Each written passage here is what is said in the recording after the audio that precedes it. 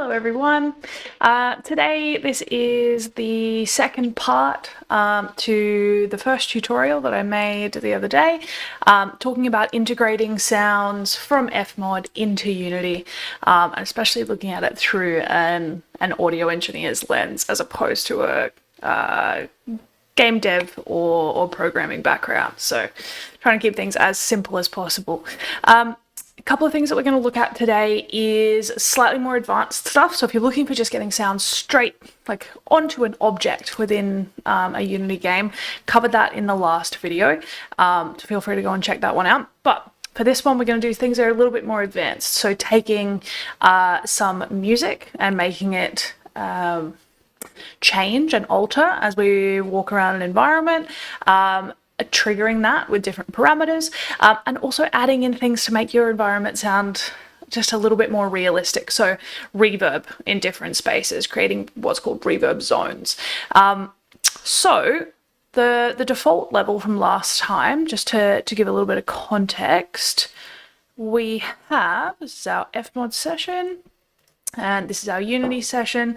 Pre-built level, a lot of stock assets, but a lot of things that have also been placed and developed by Nick Harrison, another engineer. But looking at this space, we've already got a good chunk of sounds in here from the last video. Those include footsteps for the different terrains, so footsteps on timber, grass, sand, water, and I did add a jump sound in there as well, just a little vocalization. We also have some general ambience, we have a cauldron bubbling, we've got some frogs, and we've also got some pickups, which are like these little stars. You pick them up as you walk around the environment. So just as a bit of context, also my computer is definitely not beefy enough to be able to run all of these different softwares and keep consistent when I'm actually playing the game. So hopefully this is not laggy or glitchy, but it will definitely get a bit laggy when I'm in the actual gameplay mode. So apologies, doing the best that we can. So just to show you this environment, if I press play, loads in, and cool, there we go. All right, so we've got a couple of errors down here. Don't stress about those. That's just to do with the sample data needing to get refreshed. Doesn't impact our gameplay. So as I walk across, little pickup sound, little footsteps. As I jump, you get some other little sounds. So it's all pretty straightforward. Go back up over to the water.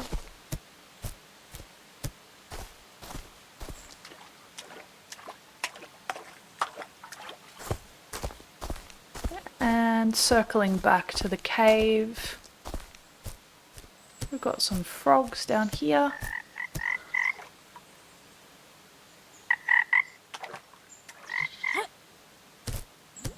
And our bubbling cauldron. So bit clunky, a bit laggy, but you get the idea. This is the environment that we're playing in. So it's pretty natural. We're not aiming for anything that's like supernatural. It is a human earth related world that we're working with. So no hectic sound design.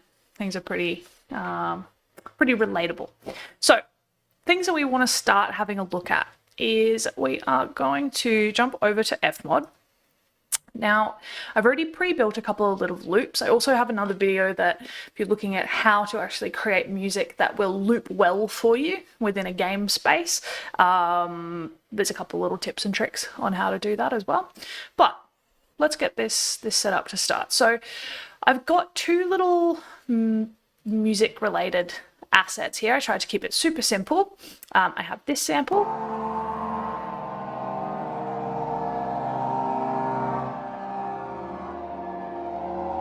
Deliberately creepy kind of eerie textures, and then I've got this little pulsing sort of bass to go under it to add a bit more intensity.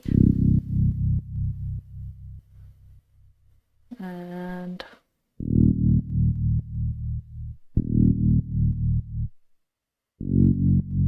You get the idea, right? So what I want to do now is create a music event. So again, I'm going to create a 3D timeline event. This is going to be my own music. And I want 2 tracks to house these 2 pieces of audio. So I am going to put the pad on one, and I'm going to put these bass on another. I'm going to drag them back to the start. I'm just going to call them something here so that I've got some differently labeled tracks so I know what I'm working with. And if I press right click up on here, I can create a little loop region.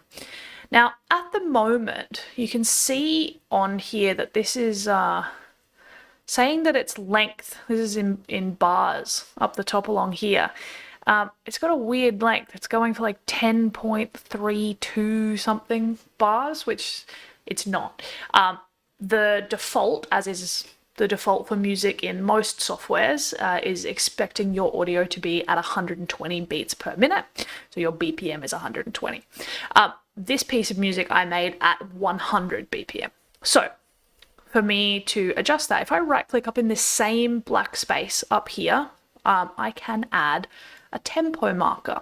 You see now that's bar 1. I'm going to drag it back. This is also a thing that sounds really simple, but I didn't realize for ages in FMOD. When I go to drag it back, it'll overlap with that loop region I've created. But if I drag it down, I can actually create more space in here. This is where we'll add all kinds of other transition things in here later, which is great. So pop that in. Now that's still saying that's that bar, 10 point, whatever. I'm just going to change that to 100.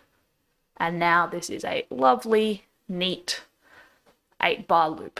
Now, it's just a loop, so it's not super relevant for us right now, but if I wanted to create transitions where this music was going to move on beat and move from one thing to another, I would want to know when those beats are. So there's value to it. We're not going to get quite that complicated right now. I'm just going to keep it really simple, but to do this sort of loop, it's always useful just to have that data in there. So now if I press play back on here just to get an idea of what it sounds like.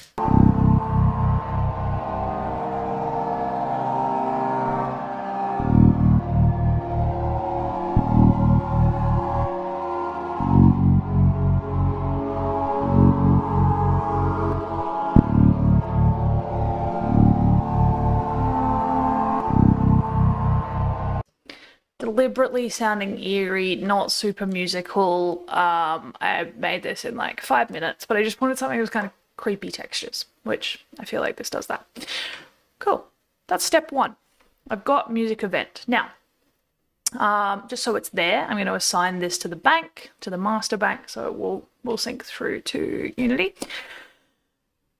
Practical scenario with a piece of music like this, or any piece of music, is that I might want the music to change or to get louder, or to the balance between these multiple different layers to change as I move throughout an environment. Really classic example, if we had something where it's drums, bass, vocals, guitars, whatever, as I move through an environment, I might want it that when I'm more closer into the cave, that I just want it to be bassy and I want it to be subby, but then when I walk down to the water, I want it to be more guitar focused and I want it to alter. What I can do is set up different zones or spaces within the game that trigger those changes to happen. So I'm going to treat this as essentially, I'm going to start talking about parameters now in terms of changing them.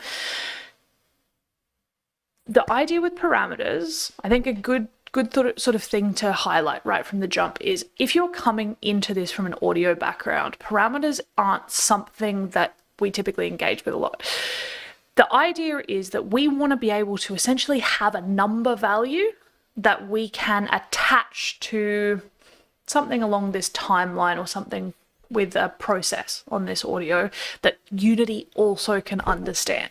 So classic example is like when we think about binary systems, 0 and 1, something being off or on, I could very easily say music equals 0, so therefore music is off, music equals 1, therefore music is on.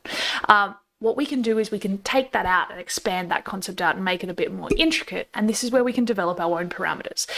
if you're working with a games team, it's really useful and important for you to be communicating about those parameters, because if they're creating parameters and labeling them something different, or maybe setting different settings on them, it might not communicate well with your work and their work. They might just gets real messy real quick. So make sure that for something like a parameter that you're using language that both teams or both everyone involved in the project is going to be comfortable with and understand. So what I want to do is essentially have a music change parameter. Now, this little plus button up the top here is where I can add an action sheet if I wanted to add additional sheets to this event. But for me, I'm going to add a parameter sheet, and I don't have any parameters, so I'm going to build one. I'm going to say a new parameter. Inside of here, there's also a whole heap of things, because realistically, in games in general, there's standard parameters that you're going to use a lot of the time, like distance, how close you are to something and how far away you are from something. That's a setting that we already have built into the game. And maybe I go, hey, this change that I'm doing, this volume change that I'm doing, or this EQ change where I'm filtering off high frequencies and then bringing them back in, that's distance related. So I just use a built-in distance parameter. For me, I'm doing something different, so I'm going to create a different one. Key thing, as a very basic explanation, a continuous parameter or a discrete parameter is what the values are on that. If I was to create a continuous parameter and the range is 0 to 1, that means that I'm going to have 0 on one end, 1 on the other, and I'm going to have a whole heap of decimal points that I could choose. So it's a continuous line between it. It's a smooth curve. If it was a discrete parameter and it was 0 to 1, it is discrete values. It's one or the other. So I can either have a setting of 0 or I can have a setting of 1. I don't get to create a fade in between them. And for audio, depending on what you're doing, sometimes it's switch that you want to turn on and off, but sometimes we want it to be more of a gentle fade. So I'm going to create a continuous parameter because it helps me out a little bit. Now, parameter name, again, you can call it whatever you want. For me, I guess I'm just going to call it music change because that makes the most sense for what we're doing. My range, I want 2 different stages of it. So I want 0 as off, I want 1 as the first stage, and then I want 2 when everything's playing. So I'm going to do 0 to 2, which gives me 3 kind of on and off stages. Initial value, 0, because I want it to start with nothing on. Awesome. Excellent. Only other little thing here is I'm going to set it as a global value. That means that it shows up in a different space within Unity. If it's a local parameter, it has to be attached directly to a particular event, which can be good. But if you're doing something like where you want this parameter to affect the footsteps and the music and a whole heap of different things, a global setting would be useful. So I'm going to just talk about global settings to start. There's different reasons why we'd want others, but we'll start with that. Excellent. Okay. So you can see now I have my regular timeline and I have this music change timeline. I can now map automation, but you see up the top now, instead of bars and beats being my line across the top, it instead is this parameter that I've said starts at 0, goes to 1, and ends at 2 up over here. So any automation that I'm writing is not volume automation over time. It's volume automation or automation for whatever you want to apply it to, based on the parameter setting. Cool. So if my parameter is at 0, whatever my volume levels are at this point, that's what it's going to play. When my parameter is at at 2, whatever automation I've written in gets played back. So let's put that into action. I want to do some volume automation. I'm going to right click and say add automation onto here. And I'm going to also right click and say add automation onto here. And now I can see that I have volume automations for this pad and for the bass. So when I think about the way of this working, I essentially want to have like a big area in the game where the music starts playing. And then as you get closer to something, the bass turns up. So it gets more intense, it feels more intense. So to do that, if nothing's happening, I want all the music to be off, right? So I'm going to take both of these volumes, I'm going to turn them all the way down to 0. Easy. The next stage is, I guess, I would want this pad volume here to come up to max volume when that first parameter hits. So when that parameter hits 1. Then when the parameter hits 2, I want the bass to kick in. So I want it to stay at 0, but then I want the bass to curve in at this point. So music change is currently at 0. If I press play, we're going to hear this loop. Music changes at 0. Nothing playing back. As I move this up,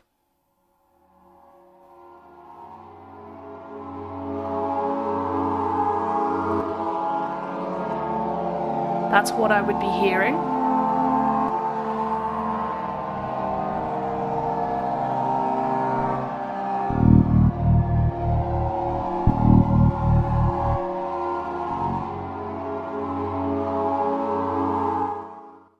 And then I'm out of danger again, right? So you can imagine so many different settings where having a parameter change like this and affecting the music would be really useful.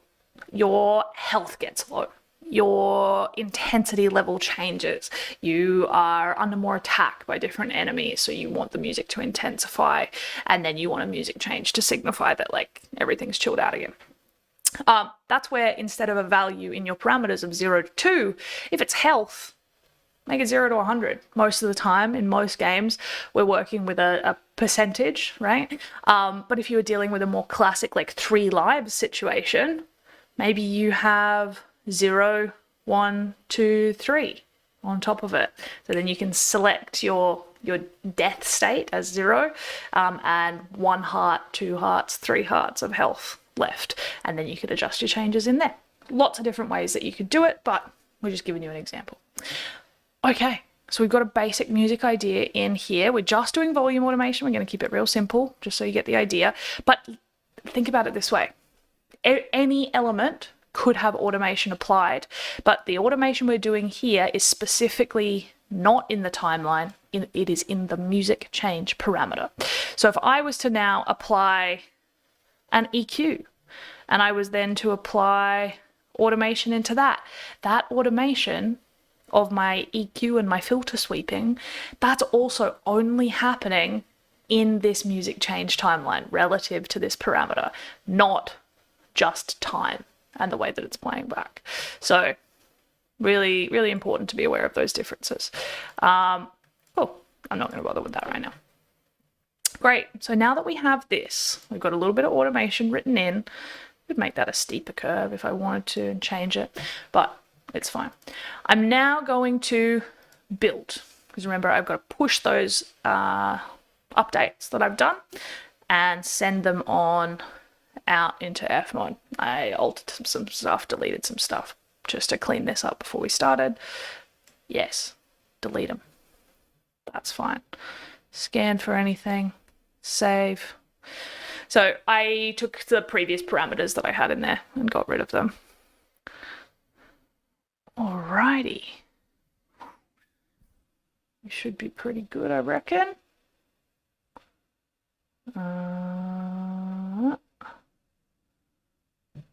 Let's have a little look. I'm just going to do a test play here.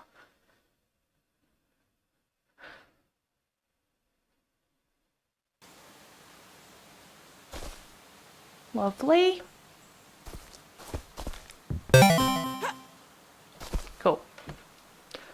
Everything's still happy and working. Like I said with these ones here, this attempting to schedule a sound in the past, if I click on it, this could cause inaccurate playback. Essentially, this is just like my level and its ability to load in the sample data.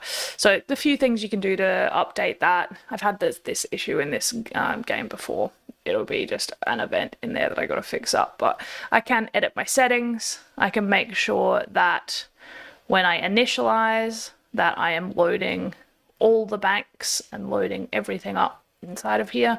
I also can have it so that on every event, like for example, if I look at these pickups, I remember I did it on these ones, I can preload the sample data. So everywhere where I have an event playing back sound,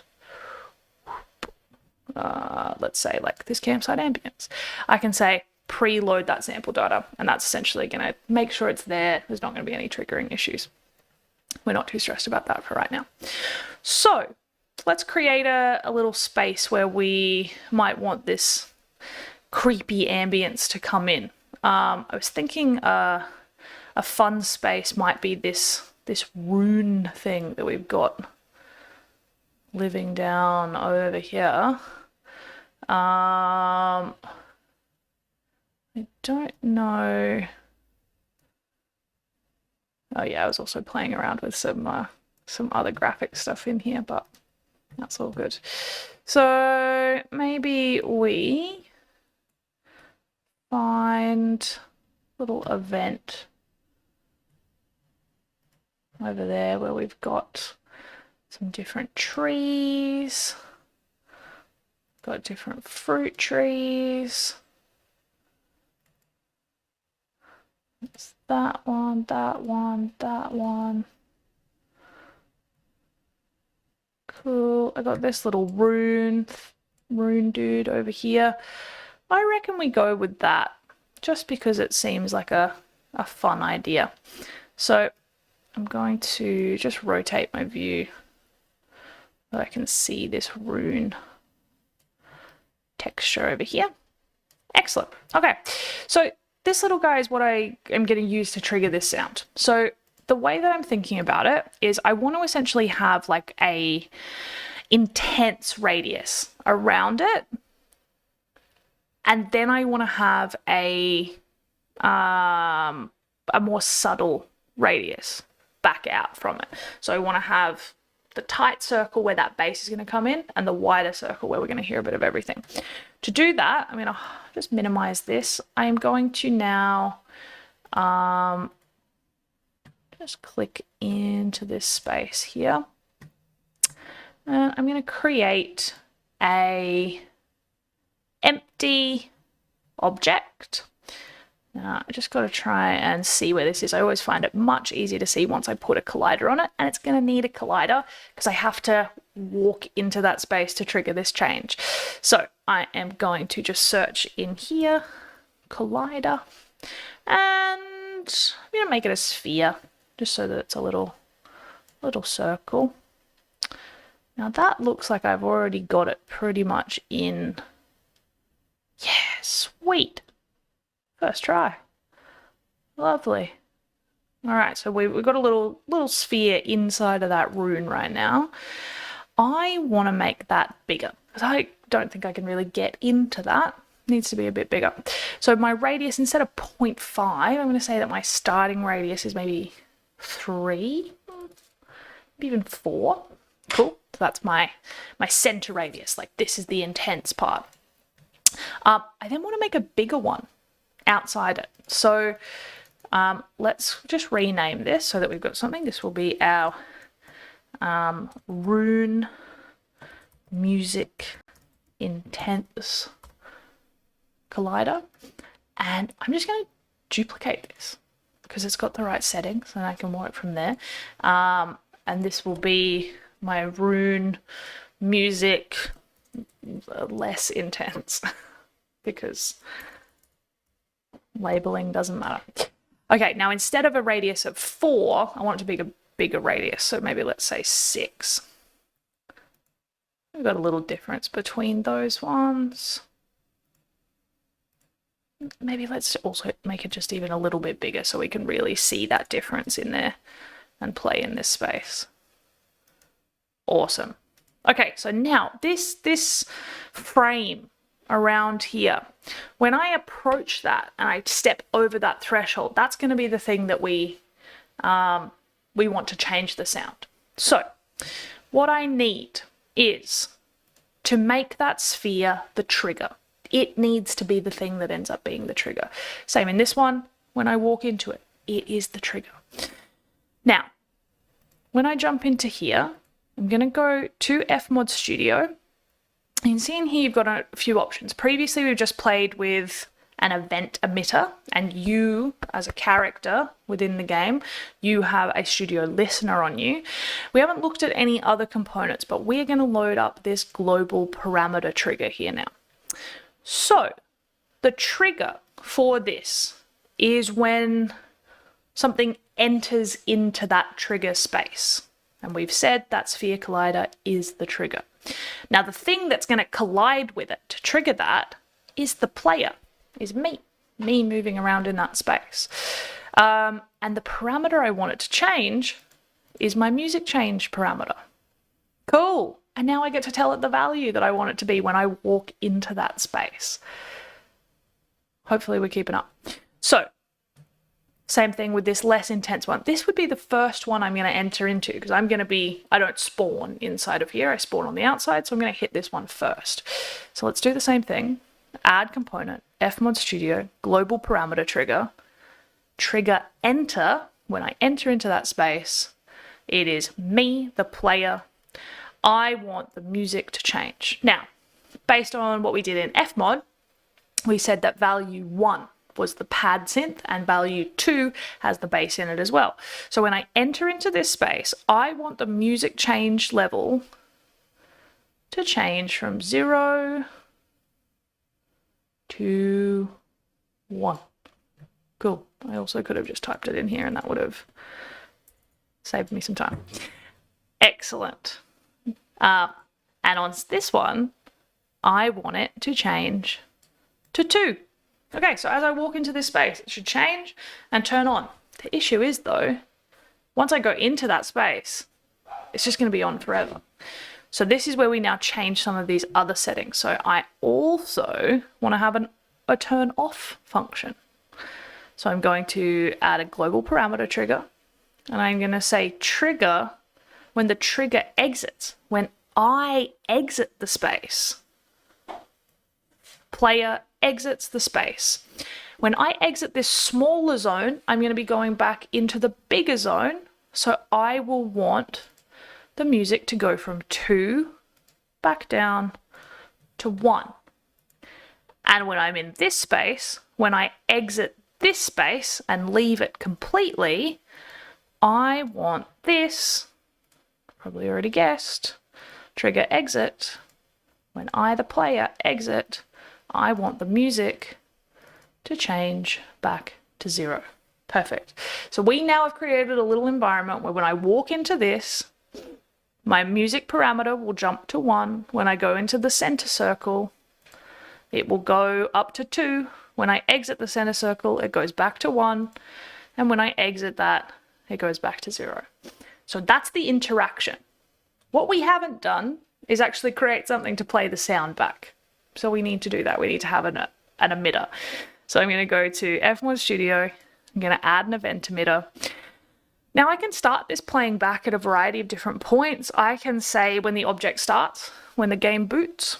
I can also say when I enter that space, when I collide with it. I could also have it when I click on an object. That's when I want it to play. I'm going to have collision enter, and I feel like this can be useful for music especially because I don't always want my music to just like start wherever it happens to be in the loop when I walk into the space. I probably want the music to start at the start sometimes when I engage in that space. So pick and choose as you need to. Once I start playing it though, I don't need to turn it off. It can just run forever. And the event that I want to play is my music event. Cool. Okay. Now the attenuation that's in there, I'm gonna fix up. If I zoom out, you can see that's that tiny little center. That's the 1, and then the 20 is all the way out here. I don't want to just trigger it once. Let's say preload sample data because it seems to want to do that for me.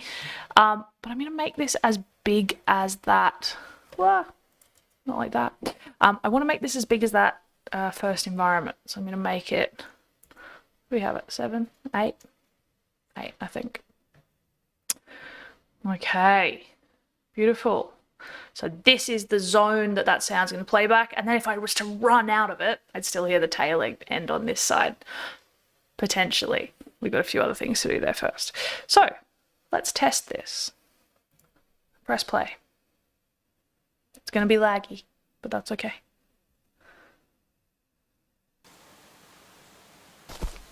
It's laggy for you, not for me. Okay, so we walk forward. We walk forward, we walk towards our rune.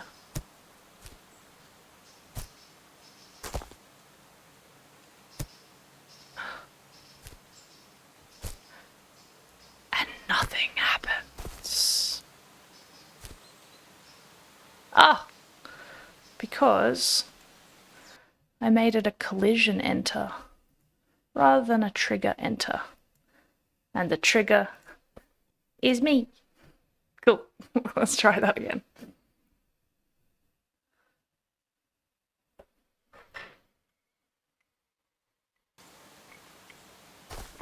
Okay. Round 2.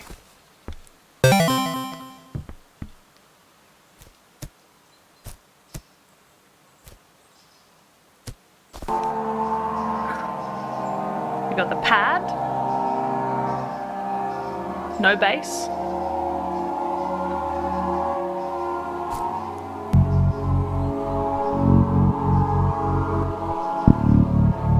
And then as I walk out,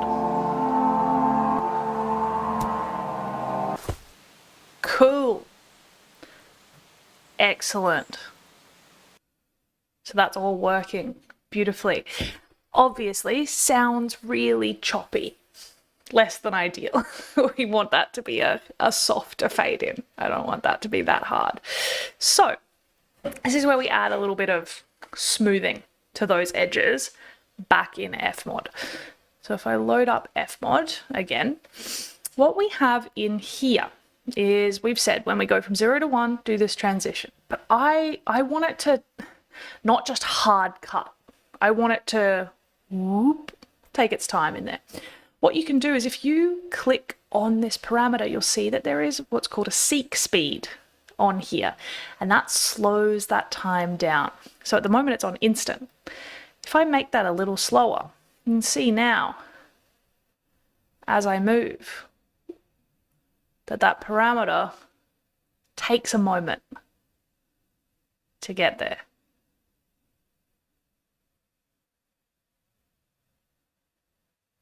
And we get a nice gradual process.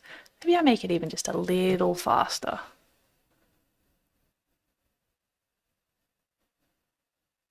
That looks pretty good to me. Okay, so now that we've done that, super simple, right? Just click on the parameter and it pops up down here. Save. Build. Move this on over.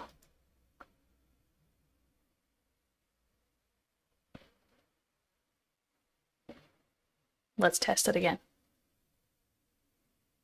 Nothing else we need to change in Unity, just in FMOD.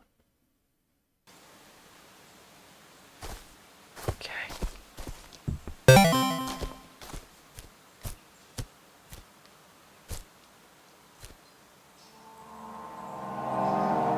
Gradual, listen to that, how nice.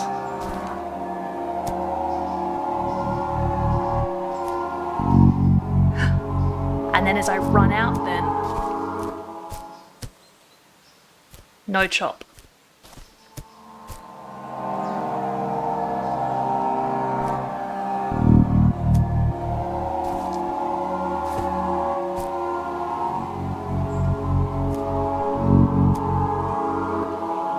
Yay! Awesome. So we've got this interaction, it's changing between these points. Now you can imagine there's a heap of scenarios where you'd want to do something similar to this. It is this idea of having a parameter trigger, having that parameter built into FMOD, having it turn both on and off, otherwise it just will play for forever, unless that's what you want, and having an event emitter that it's attached to. Okay, so that's one point of it. The next thing that I want to look at is doing reverb zones. It's a little bit different to do reverb zones, so we want to just make sure that we cover that one too.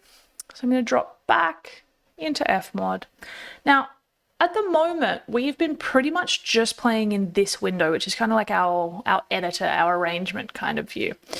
We also then have these sort of mixer views that we work with as well, but also even there is a separate mixer window which has additional settings and details on here too. So with this one at the moment, you can see here, by default, there's already a reverb return setup. So I expect you're going to want one at some point. There are also then all of these different elements that we could route. So essentially this is our routing option. At the moment, everything is just naturally going out to our master bus. My footsteps are grouped, but everything else is by itself. So what typically makes the most sense is to group similar sort of sound effects together. So this jump sound should be in that footsteps subgroup, I reckon. It's in the same sort of category. The ambience and the music kind of live in their own zone. So maybe I'll make a group that is just for sound effects. So any sound effects, any of these events would now be classed as sound effects. And I get my own fader for that one as well. The benefit of that footstep one is now I can turn all of my footsteps up or down just by using this volume control, which makes life way easier. Okay, so now I've got my sound effects group and I have this reverb return. This is my reverb setting that's here. It's a little bit wet. I've got some dry output. If I was to right click on this, this is where I find all those defaults, like presets, things that you might want to jump in and use. So we have a cave setting on here, and I reckon we should add a reverb area for our cave. If we think about the sounds that are in our cave right now, there's going to be our footsteps walking on the ground.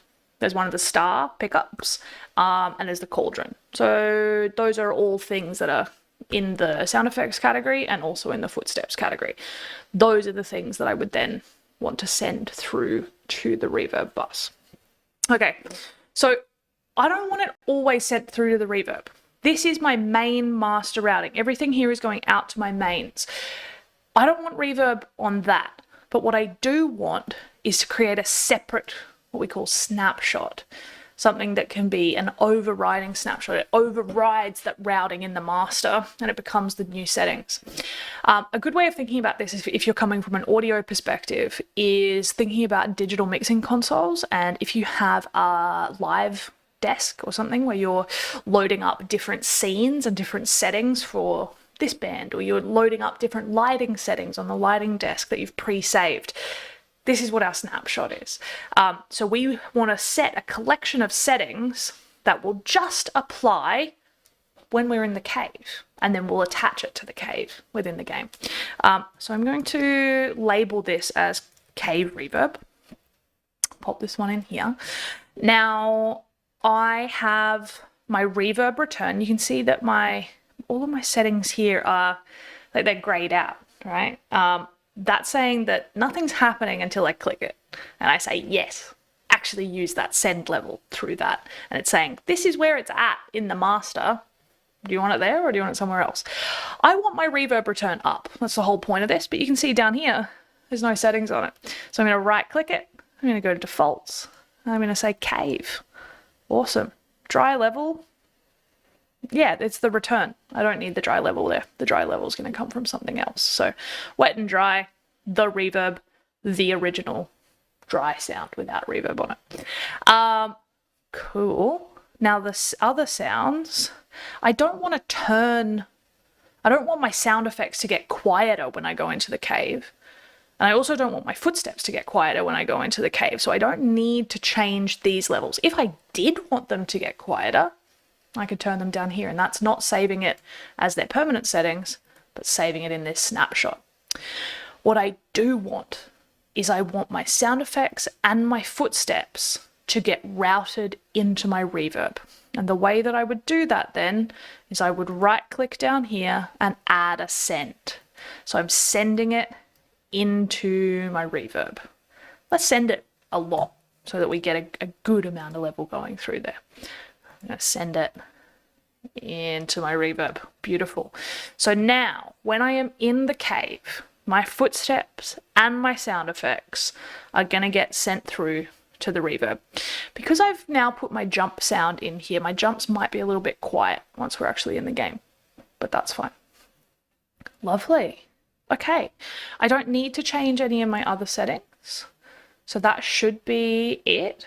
What I'm going to do now is save it and build it and refresh it.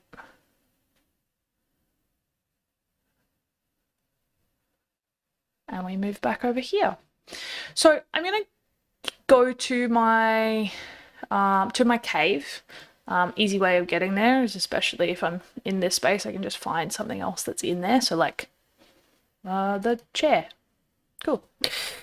Now I'm going to zoom out from this, and I essentially want to create a box that fills this cave space. Not stressed about those particle effects. So in this space, maybe let's say next to this chair, and then I can move it wherever I want.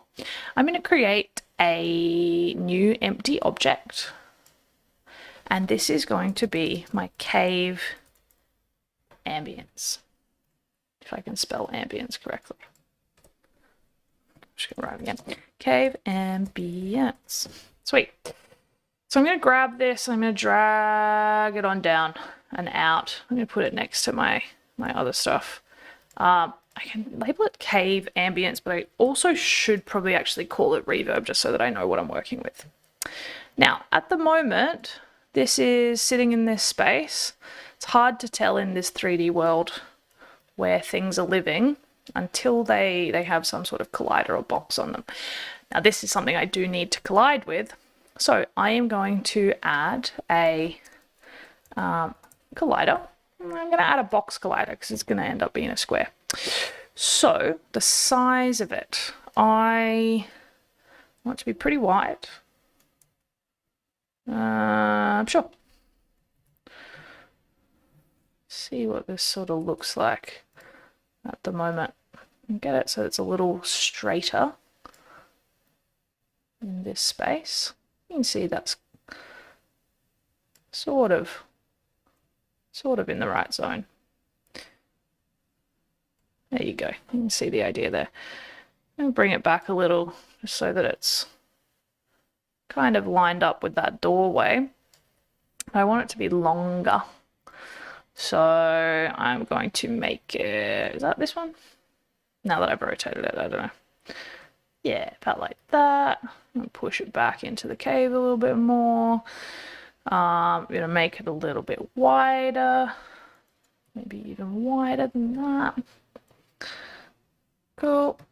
So I essentially want it so that when I am walking around inside of this cave space, that I am in this box. That's the idea.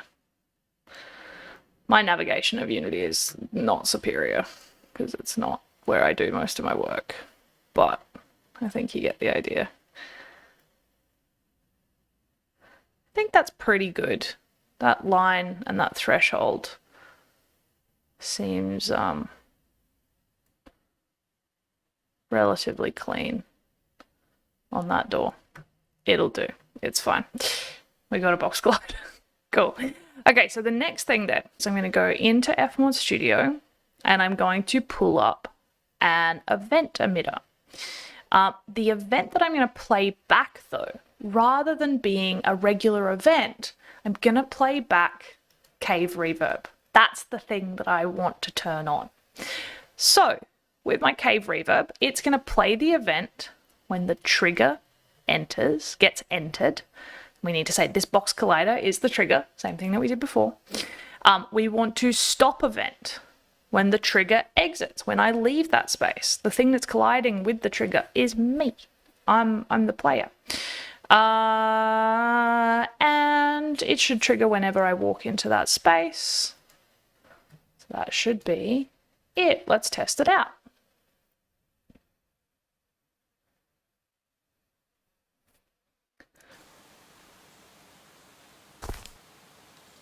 Okay, so we rotate ourselves back over here.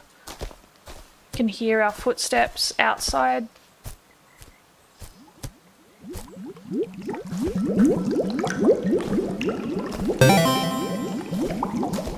can hear there's a real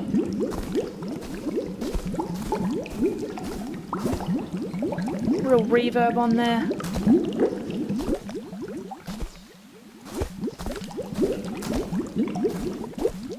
Awesome. So now we have reverb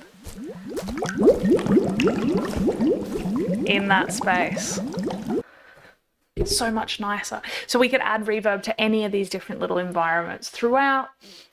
We could add different reverbs for different environments. It also doesn't have to be reverb. You could have a weird thing. Like if you wanted to jump in and each time that you grabbed one of those pickups or each time you clicked on something, you wanted it to change or alter or the reverb to change.